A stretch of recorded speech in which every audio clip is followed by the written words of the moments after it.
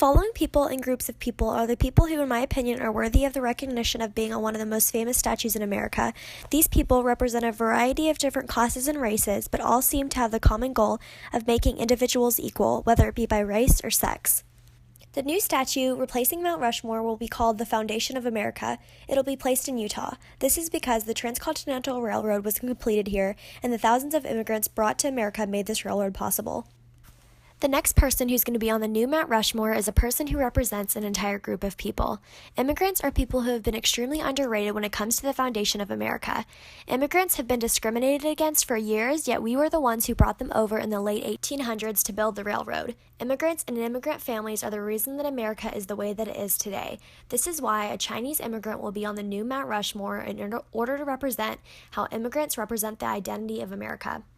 Rosa Parks is one of the most famous black rights activists in history. She was born in Tuskegee, Alabama, and knew her entire life that the racial divide in America was wrong. Rosa Parks is known for refusing to give up her seat on a bus when the bus driver asked her to. Her seat would have been given to a white man. She was arrested for not complying with the current law that was in place.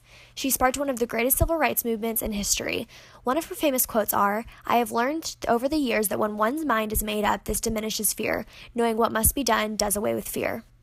Rosa Parks should be on the new Mount Rushmore because she represents the struggle and the fight that the African Americans fought in order to gain equality. Rosa Parks is the perfect example of fighting for equality and represents the thousands of African Americans who believed they deserved better.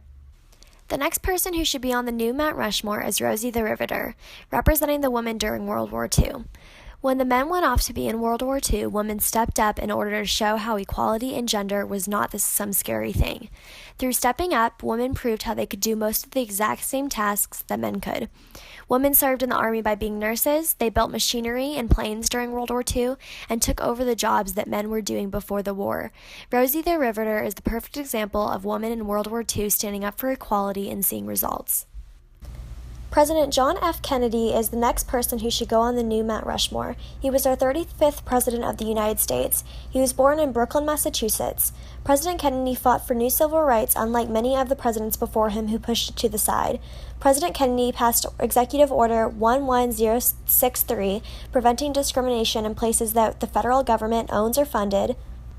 In 1963, he addresses the American people on civil rights, on how discrimination is just as much a moral issue as it is a civil one. He also helped in various other ways to try and limit discrimination.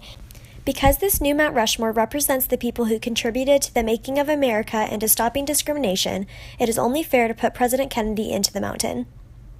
This next clip is just a part of President John F. Kennedy's Civil Rights Address. This nation was founded by men of many nations and backgrounds. It was founded on the principle that all men are created equal, and that the rights of every man are diminished when the rights of one man are threatened. Today we are committed to a worldwide struggle to promote and protect the rights of all who wish to be free. And when Americans are sent to Vietnam or West Berlin, we do not ask for whites only.